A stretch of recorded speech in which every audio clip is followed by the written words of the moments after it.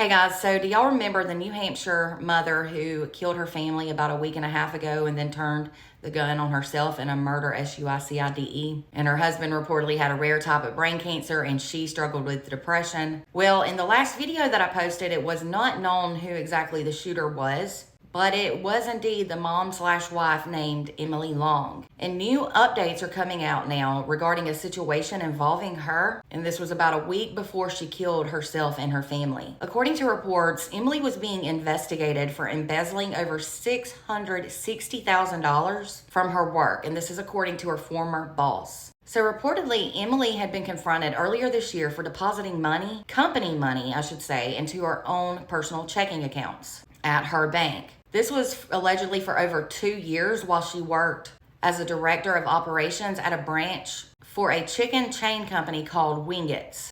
The location's owner, named Derek Fisher, has reportedly recently spoken to news outlets about all of this. So according to Derek, a police report was filed against Emily on August 11th, which was exactly a week before Emily fatally shot her husband and her 2 kids and then herself. Derek, the owner, has since said he felt like he had no other option than to go to the police about the situation. He reportedly noticed that there were a lot of handwritten checks being deposited into Emily's personal checking account. Derek said he was going through the company's finances back in June with an accountant when they discovered several strange discrepancies with cash deposits that never actually made it to the company's bank accounts. More than $660,000 was taken, and it dated back to January of 2023, which was long before Emily's husband was diagnosed with that rare brain cancer. So in June of this year, Derek, the restaurant owner, confronted Emily about the missing money, but she never would give him an explanation. He reportedly asked Emily to provide 3 months worth of bank statements,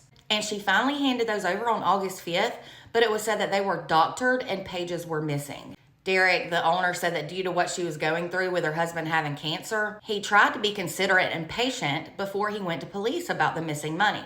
Derek has since said he had no clue where all that money went or what she spent it on. Now, reportedly, investigators are saying it still remains unclear whether this alleged theft played a role in Emily's decision to kill herself and her family. But I would be willing to bet money it played a huge role. Now, for a while before the shooting, Emily had been posting TikTok videos for several weeks before, saying she was overwhelmed and depressed as she prepared for her husband's death due to his cancer. She shared those videos for weeks before she shot her husband, Ryan, and their 2 children, 8-year-old Parker and 6-year-old Ryan. The child's name was Ryan as well. That was at their home in Madbury on August 18th.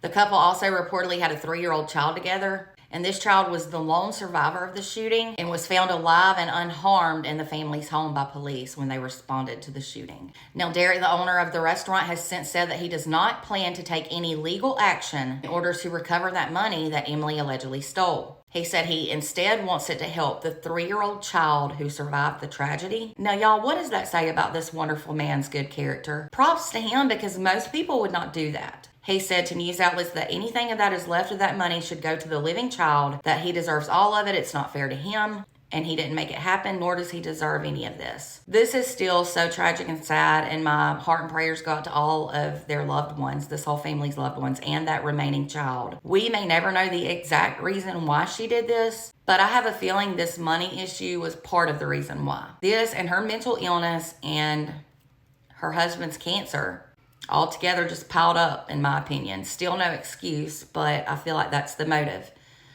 Let me know your thoughts in the comments, and for more content, be sure to follow and subscribe if you're over on YouTube.